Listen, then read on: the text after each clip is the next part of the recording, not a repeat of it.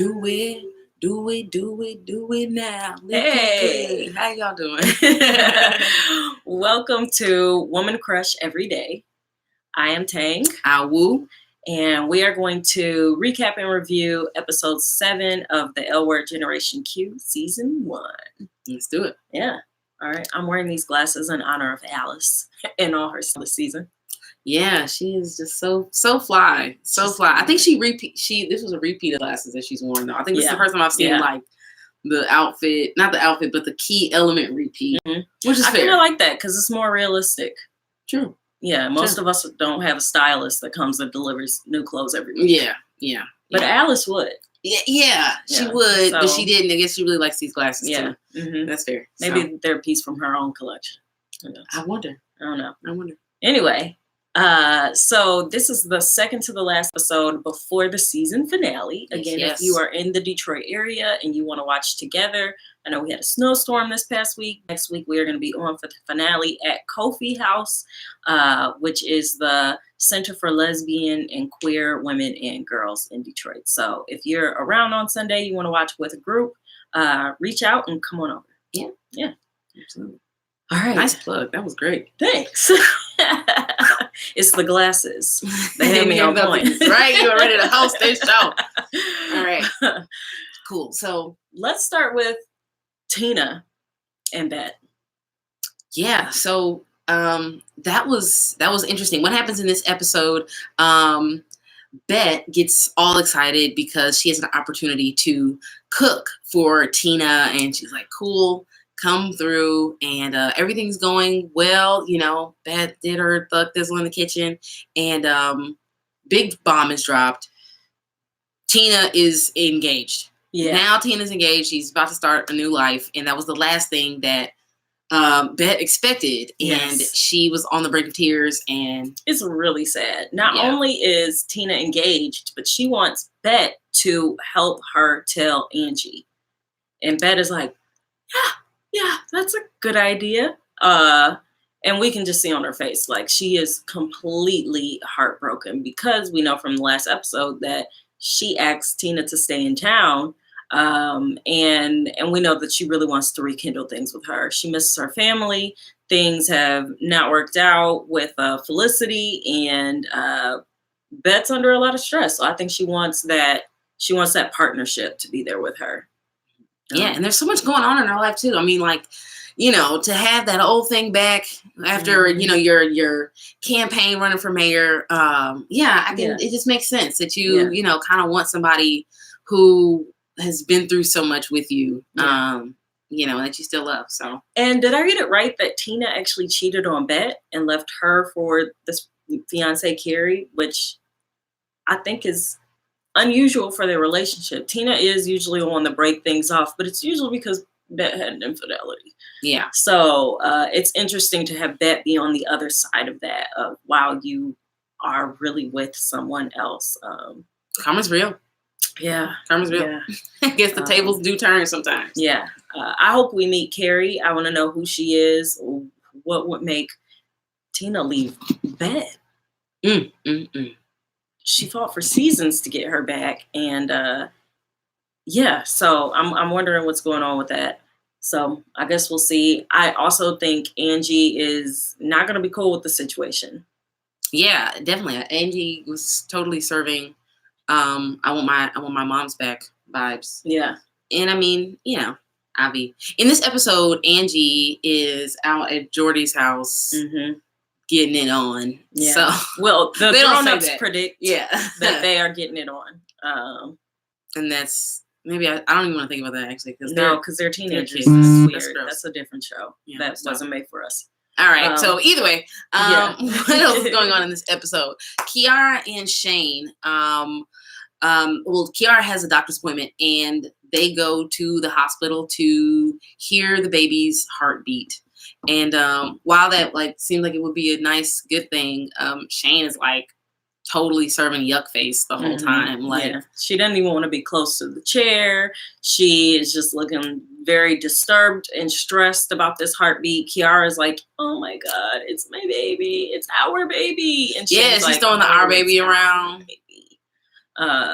which is interesting because, yeah, Shane agreed, but I really feel like Shane should have stayed where she was in the situation. I want to be with you. I don't know how to be with you because you're about to have this baby. And Kiara's like, I don't need you for this baby. I just want you to be around. She should have stayed there. I'm God mommy. Yeah. I'm not mommy. I feel like this is a great way to like bring some extra, sprinkle in some extra drama for the like longevity of the show, because let's say they don't stay together, boom, but then now we have this mystery kid around the corner who can pop up at any moment and create all kinds of problems. Kiara could die, you know what I'm saying? Now, boom, the kid's offloaded to Shane, who knows?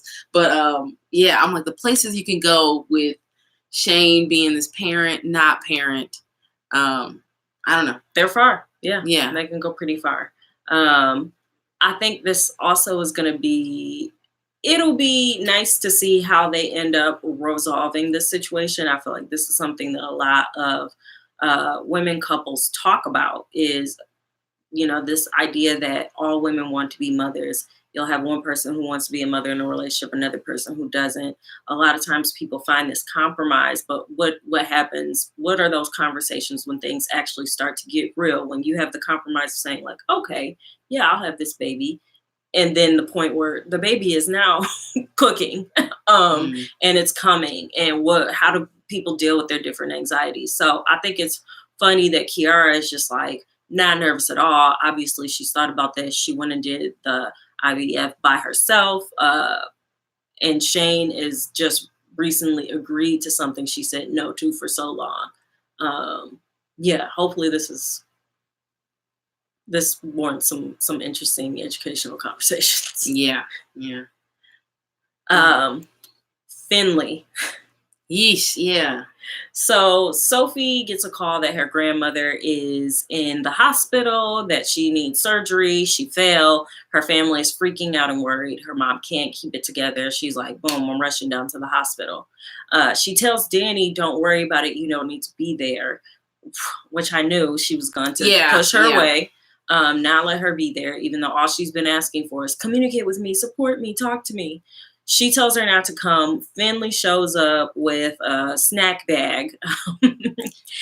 And Sophie just feels so supported because Findley showed up. I mean, who knew Funyuns could go that far? Yeah. You know what I'm saying? Funyuns went a really long way. Well, you know, obviously it's not just the Funyuns. I think it's just a general dysfunction of both of these folks. Like, that, I mean, congratulations that they are finding some sort of community and unity in each other. Such trash. But yeah, Sophie is garbage. Like, I don't get why she's so hard to like. What is she trying to be with Dani? Like, or is she trying to sabotage this? It feels like every step of the way, push Dani away, blame Dani. Yeah.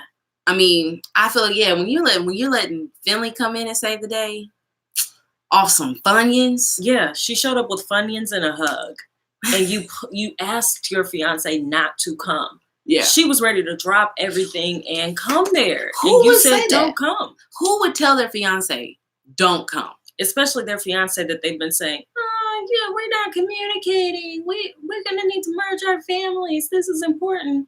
Okay, then let her come. Let her come there. Of course, Sophie turns it around on Dani later. You're not there. You know, Findley is. I thought you would really be here for me in this moment.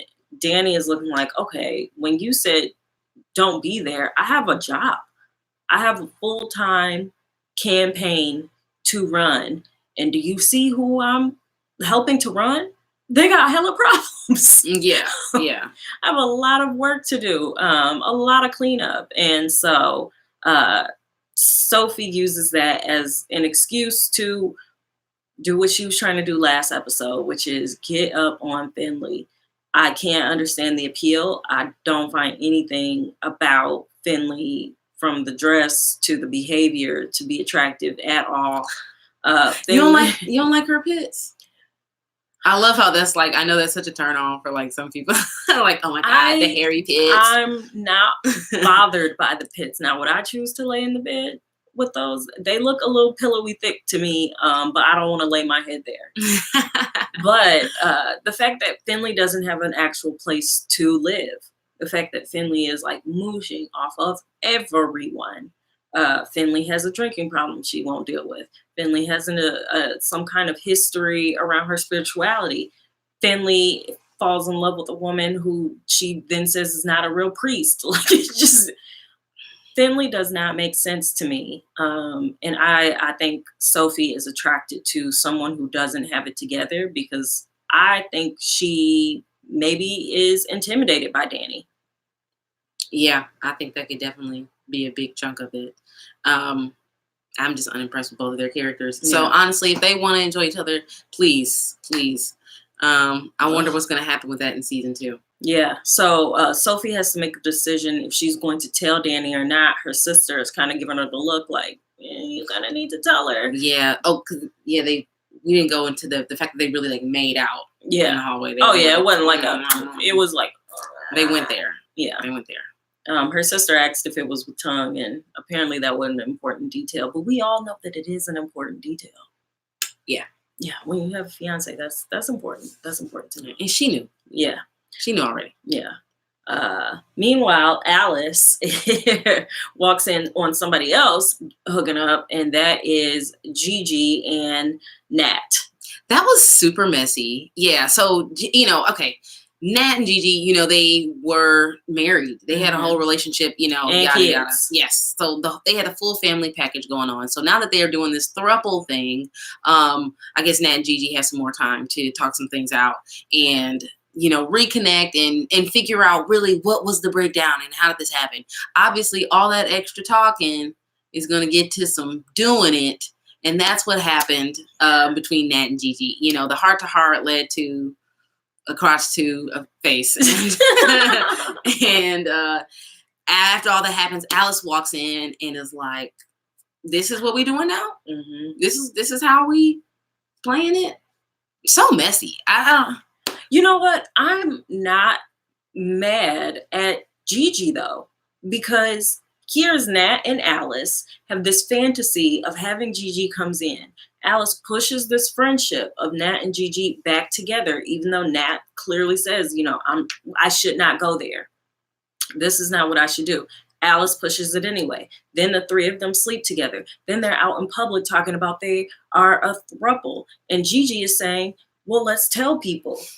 She is really thinking that they are actually having a real relationship. And I think Alice is thinking like, no, you're going to be our play toy for a minute because you're hot. This satisfies my wife in some kind of way. Her girlfriend, in some kind of way to have you here. It's making her happier, even though we can clearly see it's stressing Nat out. And so for Alice to come in and think like, oh, these ex-wives are not going to have some connection apart from me, it's crazy. It's crazy, Alice.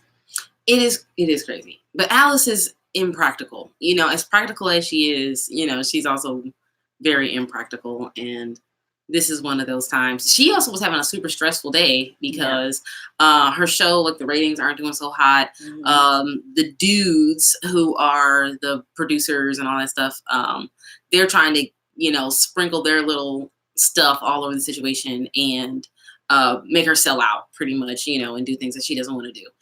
So yeah, she comes back from this meeting with these guys and then, walks. She's ready to like spill her whole day and just vent to her girlfriend. And instead it smells like sex in the room. Yeah. Yeah. And I think she's mad that she just wasn't involved anymore. It's no longer a fun game.